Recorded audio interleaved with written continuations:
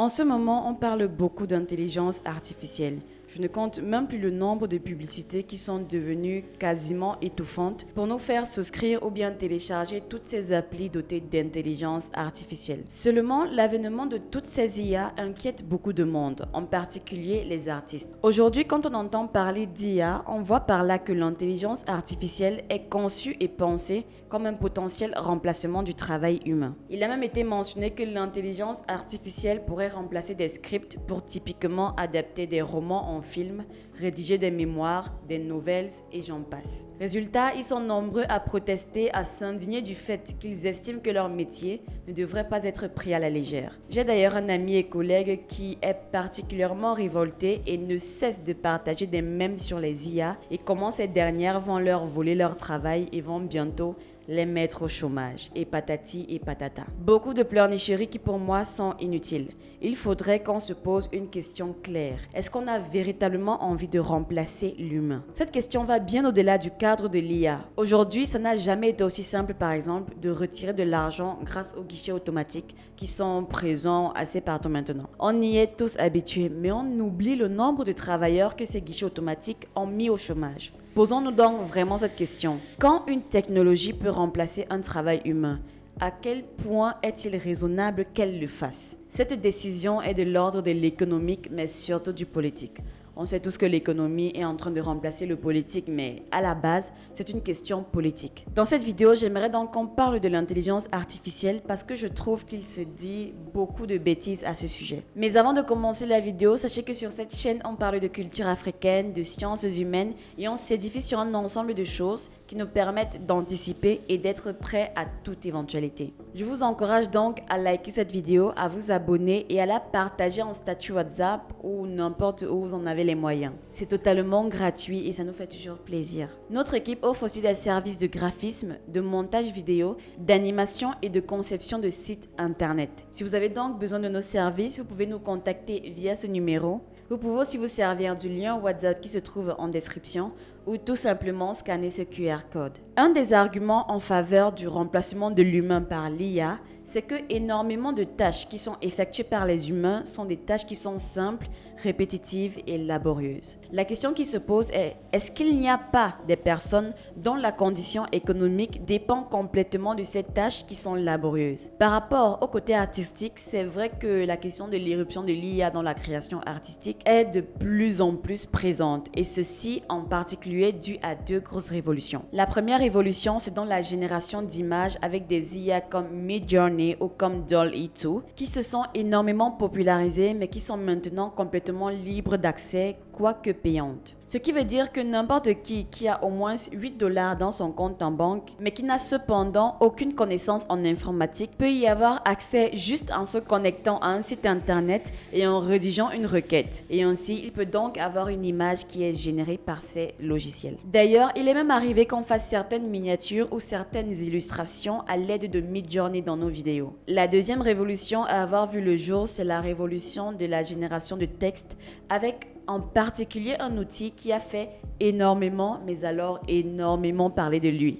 ChatGPT. Pour ceux qui ont déjà eu à l'utiliser, ChatGPT c'est un chatbot, c'est-à-dire un agent conversationnel à qui on peut poser des questions, on peut lui parler et il va nous répondre en donnant des réponses vraiment impressionnantes dans la qualité des réponses, mais aussi dans la qualité des textes qu'il peut proposer. Donc forcément, énormément de personnes s'en sont emparées et ont vu des possibilités absolument infinies. Et c'est vrai que pour l'avoir testé moi-même, c'est un très bon outil. La version bêta comporte des bugs évidemment, mais celle disponible sur des serveurs à l'étranger est vraiment abouti. Il est extrêmement bon pour synthétiser un livre, pour synthétiser un long texte en quelques phrases et il est également capable d'écrire des scénarios un petit peu rudimentaires, de reformuler des textes, de donner des idées de titres, etc. Tout un tas de capacités qui clairement nous invitent à nous interroger sur est-ce que ça ne pourrait pas être utilisé dans le domaine de la création. Cependant, pourquoi les gens sont si effrayés par ces capacités? Tout simplement parce que nous avons été habitués à ce que la création, le processus créatif en règle générale, soit de l'ordre de l'humain. C'est-à-dire que l'on n'a pas envie de déléguer la création de sa musique, de sa peinture,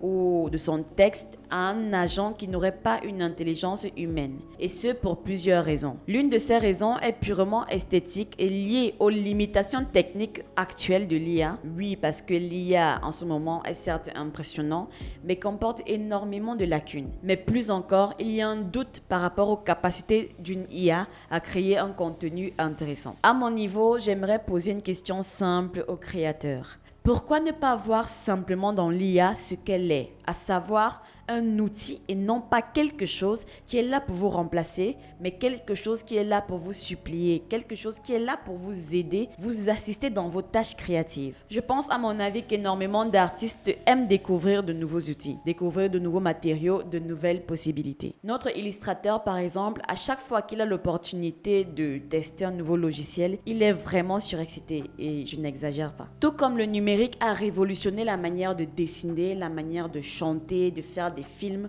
ou encore de faire de la photographie, l'IA va peut-être pouvoir révolutionner la manière de concevoir notre création artistique. Que ce soit la rédaction de romans ou la conception de films, peu importe, l'IA peut avoir son mot à dire. Elle peut être utilisée par les artistes. Et ce sont à eux, les artistes, de s'approprier l'outil et d'en exploiter les capacités. Cette exploration, elle a déjà commencé. Ailleurs, les créateurs commencent peu à peu à chercher des plans d'application de l'IA dans leur création.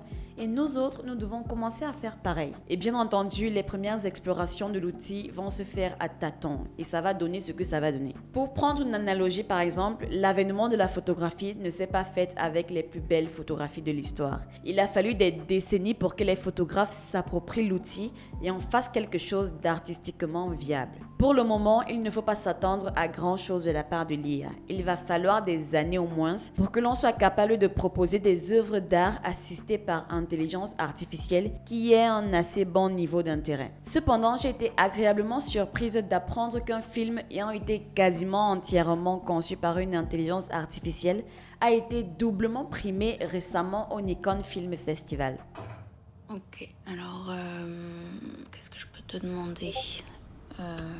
Imagine un enfant. C'est son anniversaire aujourd'hui, il a 13 ans. L'âge d'avoir enfin son compte Instagram. Enfin, non, c'est vrai que Insta a le même âge que lui, plus utilisé que par les gens qui ont le même âge que moi. Donc, un autre réseau social que je connais pas. Il a l'âge de pouvoir repartager en story toutes les personnes qui lui auront souhaité son anniversaire publiquement, à condition qu'il y en ait plusieurs, parce que s'il y en a qu'une, c'est la honte. L'âge de pouvoir enfin d'être seul, prêt à tout pour se montrer entouré, pour exister. Alors il va falloir publier, forcément, se montrer, partager, se faire repartager, être drôle si possible, c'est mieux. Se démarquer, être là, le faire entendre, le faire savoir, le rappeler, être suivi, être aimé. Il a de la chance, parce que lui, il n'a pas connu ce temps terrible où être suivi par des inconnus, c'était flippant. Il va tout faire sortir du lot en pensant que c'est ça qui lui fera sortir la tête de l'eau. Il se dit que le bonheur n'est réel que lorsqu'il est partagé. Il a lu ça une fois sur le téléphone de sa mère. C'était écrit avec une typo libre de droit sur une photo de coucher de soleil, un truc comme ça. C'était signé Bouddha. Partager, tout, n'importe quoi. Tant qu'il y a de la matière, il y a du contenu. Et puis quand il n'y aura plus de matière, il en fera du contenu. Un jour, il annoncera qu'à 18h, il fera une annonce qui annoncera que bientôt, il pourra parler d'un projet dont il ne peut rien dire tant que c'est pas fait et qui se fera probablement jamais. Et puis un jour, il fera un post pour dire qu'il refuse de jouer ce jeu-là. Il quitte les réseaux sociaux, voilà. Et puis il restera pour voir qui commentera, qui likera. Il y a des chances que tout le monde s'en foute, mais bon, on s'en fout. Imagine un enfant qui fête ses 13 ans dans un monde où tous les visages autour de lui n'existent pas. Un enfant qui doit se construire dans un monde où tout est faux. Les gens sont seuls et les intelligences artificielles. Voilà, débrouille-toi avec ça.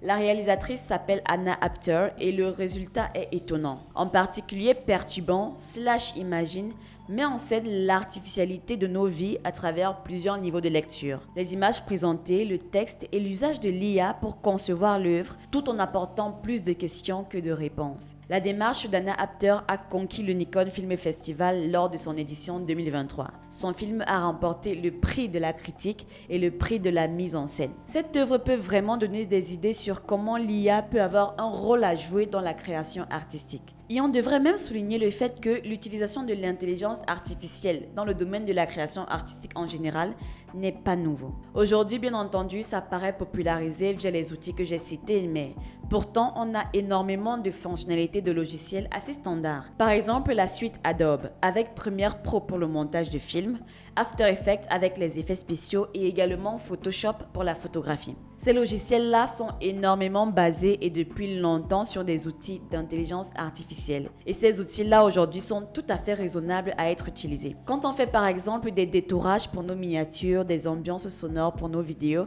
ou des effets spéciaux dans nos animations, ce sont des outils qui se basent sur de l'intelligence artificielle. Or, c'est une intelligence artificielle développée il y a 15-20 ans, donc plutôt ancienne. Mais malgré tout, ça reste de l'intelligence artificielle et ça existe depuis assez longtemps et personne n'a rien à redire. En tout cas pas moi, je me fais de l'argent avec. Je vais même encore plus vous surprendre. Le logiciel Word ou encore Excel que vous utilisez pratiquement tous, quand vous les utilisez, ils corrigent vos fautes, ils effectuent vos calculs. Et bien derrière ça, il y a une certaine forme d'intelligence artificielle. Et personne n'osera dire qu'utiliser un correcteur orthographique ou un outil de calcul basé sur de l'intelligence artificielle, ça réduit la pertinence de ce que vous produirez. C'est vrai que l'une des critiques que l'on peut formuler à son égard, à l'égard de l'IA, c'est qu'elle est énormément basée sur son passé, sur ce qu'elle a vu, sur ce qu'elle a assimilé dans sa base de données. Du coup, est-ce que ce qu'elle nous propose, c'est vraiment une création originale ou est-ce quelque chose de complètement plagié, subtilisé à quelqu'un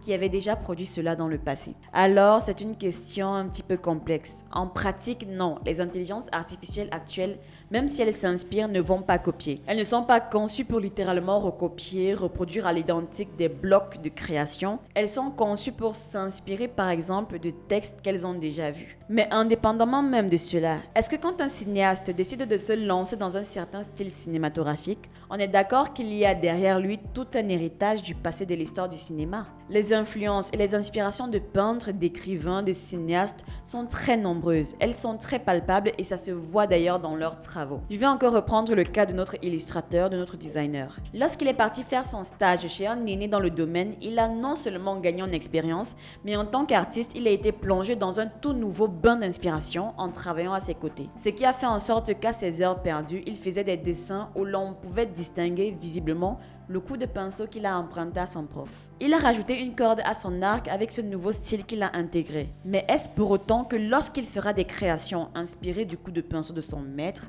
on dira de lui que c'est un sale copieur? Eh bien non. Toute personne qui a déjà créé sait exactement de quoi je veux parler. L'inspiration, ce n'est pas quelque chose qui est totalement conscient. C'est-à-dire qu'il y a énormément de processus créatifs dans lesquels, a posteriori, l'artiste qui a conçu X ou Y création verra qu'effectivement, il y a une influence qui a été intégrée à sa création. Mais voilà, c'était de l'ordre de l'inconscient. Je pense que la réutilisation d'anciennes données matérielles que propose l'IA aujourd'hui a beaucoup plus trait à cet aspect-là, cet aspect de réutilisation inconsciente d'anciens matériels que de véritablement plagiat ou de copie consciente. Donc voilà, c'est mon avis personnel sur le sujet. Je le rappelle encore, l'IA est un outil. Les artistes doivent la percevoir comme un outil et que cet outil, c'est aux artistes de se l'approprier et qu'au contraire, ils ne doivent pas en avoir peur parce que toute révolution technique nous semble toujours apporter son lot de dangers. Mais souvenez-vous que par le passé, si l'on regarde, il y a énormément de découvertes technologiques qui aujourd'hui sont complètement admises et bien installées dans notre quotidien. Nos smartphones par exemple. Connaissez-vous les luttes internes et externes qui ont été faites pour que ce soit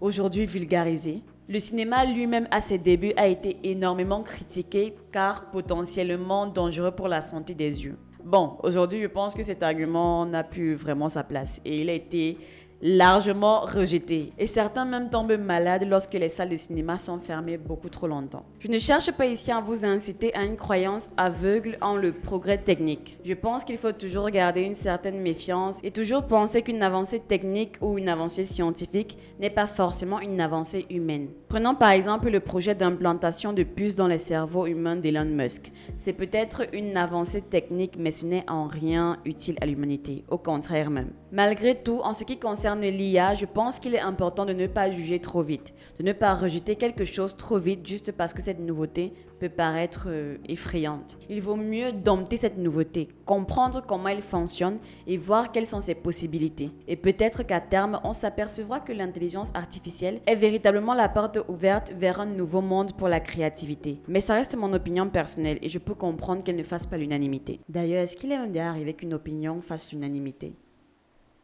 Bref, vous pouvez être contre et pour de bonnes raisons. Nous avons vu énormément de fake news voir le jour depuis l'avènement des plateformes comme Midjourney. Mais comme tout outil, il peut être utilisé pour de bonnes et de mauvaises raisons. Et dans ce cas-là, la faute ne revient pas à l'outil, mais à son utilisateur. Moi, je serais très intéressée de voir ce que l'avenir nous réserve concernant les avancées de cette technologie. Ou si effectivement, l'intelligence artificielle n'est pas aussi riche au potentiel créatif artistique que ce que j'imagine aujourd'hui. Dans tous les cas, c'est déjà la fin de cette vidéo. Je préfère m'arrêter là pour que la vidéo ne soit pas trop longue. Je pense faire une partie 2 par rapport à cette thématique. En attendant, n'hésitez pas à liker la vidéo, à la partager et à vous abonner si ce n'est pas déjà fait. Comme vous avez pu le constater, nos sujets sont désormais très divers. On essaye de plus se diversifier pour vous plaire. Alors encouragez-nous en faisant ces petits gestes. Ça fait toujours plaisir. Pour ma part, on se retrouve dans une prochaine vidéo. Prenez soin de vous. Au TEP. Banana, banana, banana.